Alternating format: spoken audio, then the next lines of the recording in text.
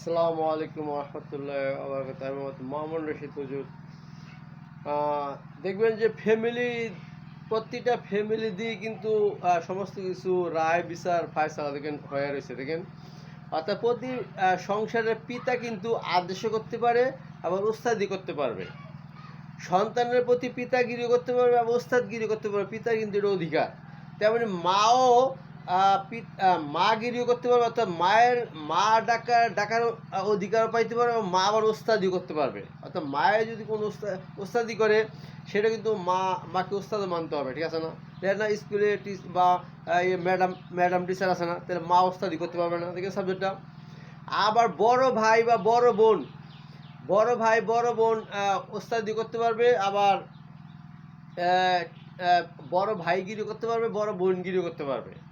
আবার মেয়েদের ক্ষেত্রে আবার একটা আলাদা আছে, কয়টা মেয়েরা মা জাতি, সেক্ষেত্রে কিন্তু ছোটো বোনেরও ওস্তাদি করতে পারবে। নাহলে ছোটো বোনই করবে, ছোটো বোনেরা মন করবে না, ভাই আমার বেশি আদর করে না, স্নেহ করে। আমি একটা দাবি করলাম যে আজকে আনলাম, এইটা আনতে বললাম বাজার থেকে, আনলো না, বড় ভাইটা রাখলো না, তাইলে আবার ছোটো বোনই কষ্ট পাবে না? এই জন্য মেয়েরা মা জাতি বলা হয়েছে। এই জন্য বোন যদি ভাইয়ের চেয়ে ছোটো হয়, তো ওই বোনকেও ওস্তাদ বানান দেবো। কিন্তু ভাই যদি কোনো ছোট ভাই হয়, ওই ভাই বড় ভাইয়ের কাছে উস্তাদি করতে পারে না কোনোদিন, ঠিক আছে না? এই ফ্যামিলির মধ্যে এইটা আছে, ঠিক আছে না? আল্লাহ হাফেজ। আসসালামু আলাইকুম রহমতুল্লাহ।